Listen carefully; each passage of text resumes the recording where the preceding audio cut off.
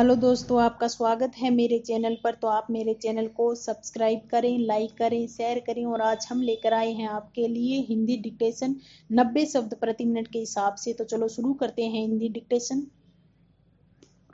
शुरू।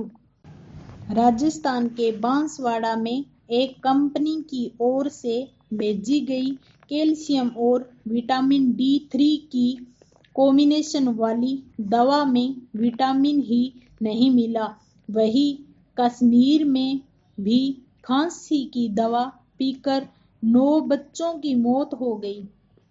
जांच में सामने आया कि दवा में जहर के गुण पाए गए हैं।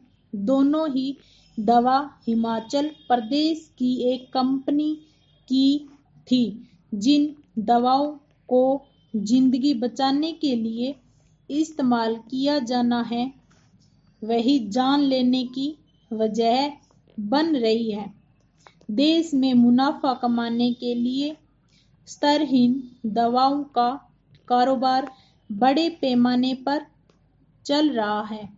यहाँ तक कि ऐसी दवाएं सरकारी खरीदी में भी खप रही है। भले ही सरकार दावा करे कि स्तरहीन दवाओं का कारोबार सिर्फ 3% है, पर एसोचैम की रिपोर्ट कहती है कि 1/4 दवाएं अमानक स्तर की बिक रही है। एक अमेरिकी संस्था की रिपोर्ट कहती है कि सबसे ज्यादा अमानक दवाएं गरीब देशों में बिक रही है। इनमें भारत भी एक है। एक बात स्पष्ट है कि भारत में स्तरहीन दवाओं का बड़ा कारोबार विकसित हो चुका है।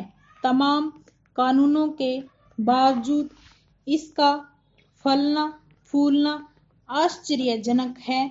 इसमें ऊंचे पदों पर आसीन लोगों की भूमिका संदेह में है। देश में दवाओं के कारोबार का गणित समझना चाहिए। यहाँ पर एक कॉम्बिनेशन की दवा हर कंपनी में अलग अलग दाम पर मिलती है। इनके दामों में कई गुना का अंतर है। जब नई दवाओं की अनुमति ड्रग कंट्रोलर ऑफ इंडिया से मिलती है, तो एक ही दवा के दाम अलग अलग कैसे हो सकते हैं? सवाल है कि क्या ड्रग कंट्रोलर देश में दवा कंपनियों को मुनाफाखोरी का फायदा दे रहे हैं, या फिर वाकई में हर दवा कंपनी की दवा का स्तर अलग अलग होता है? गुणवत्ता के आधार पर दाम तय होते हैं, तो देश में फिर गुणवत्ताहीन दवाओं को बेचने की अनुमति क्यों दी जा रही है? क्यों नहीं देश में दवा के दामों से लेकर गुणवत्ता के एकरूपता होनी चाहिए? सवाल इसलिए भी लाजमी है कि देश में 25% से ज्यादा स्तरहीन दवाओं का कारोबार हो रहा है, जो हमारी सेहत को प्रभावित करने वाला है। हाल ही मध्य प्रदेश सरकार ने शुद्ध के लिए युद्ध अभियान में दावा किया था कि वह आने वाले दिनों में स्तरहीन दवाओं के खिलाफ मुहिम चलाएगी, लेकिन यह सिरे ही नहीं चढ़ पाई।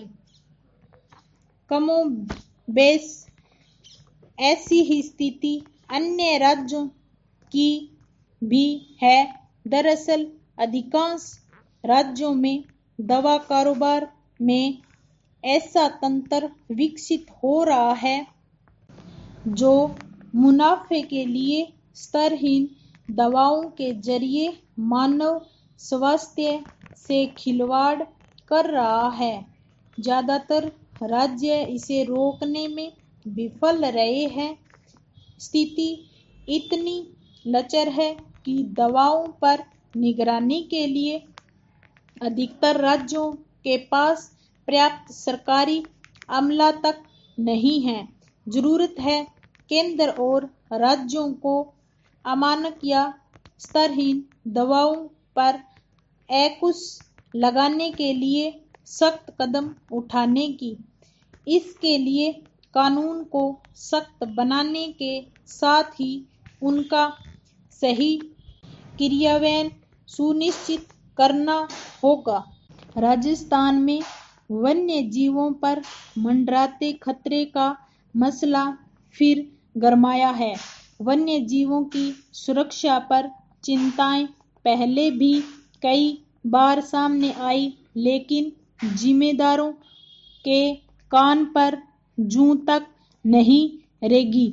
यही कारण है कि न तो वन्य जीवों के साथ होने वाले हादसे रुके, न ही तस्करी या शिकार का सिलसिला थम पाया। दरअसल वन विभाग के पास वन्य जीवों की सुरक्षा का पुख्ता इंतजाम नहीं है।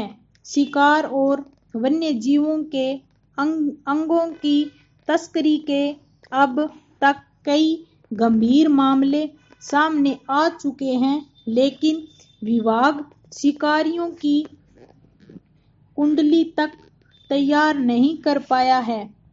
विज्ञान और तकनीक के इस दौर में भी वन्य विभाग शिकारियों की कुंडली और फोटो ऑनलाइन नहीं कर सका है। ऐसे में जब संदिग्ध पकड़े जाते हैं, उनकी जानकारी जुटाने में ही कई दिन लग जाते हैं। रही सही कसर पुलिस पूरी कर देती है।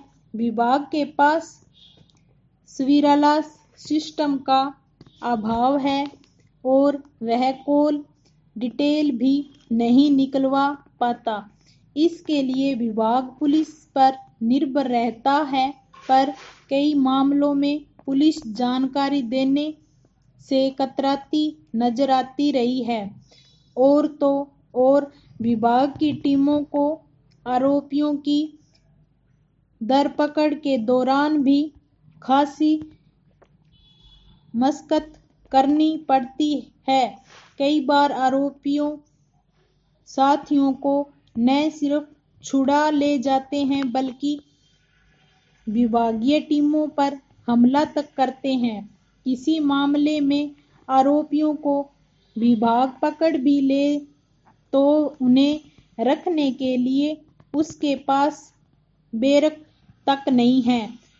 उन्हें पुलिस कस्टडी में भेजना विभाग की मजबूरी है।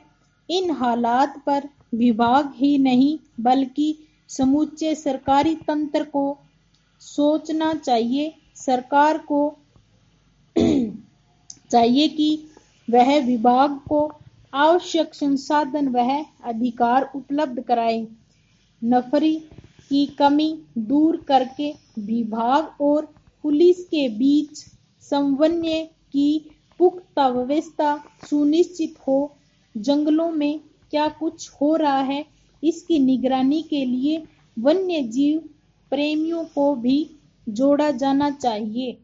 विभाग में अपनी मूल जिम्मेदारी समझे, बहाने बनाकर हाथ खड़े करके के बजाय इच्छा शक्ति और दूरदर्शिता दिखाएं।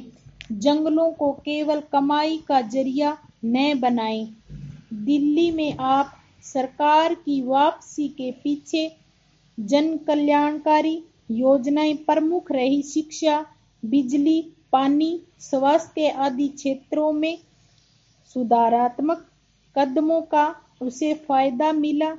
लगता है मतदाता सक्रियता से ऊपर उठकर अपने विवेक से मतदान कर रहा है। सरकार चुनने के लिए धार्मिकता, जातीयता, कट्टरता से ऊपर उठकर मतदान करने लगा है।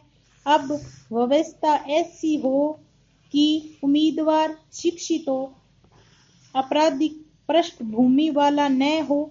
किसी भी सरकार की प्राथमिकता नागरिकों के लिए पर्याप्त भोजन पानी की व्यवस्था होनी चाहिए। पाई स्टॉप।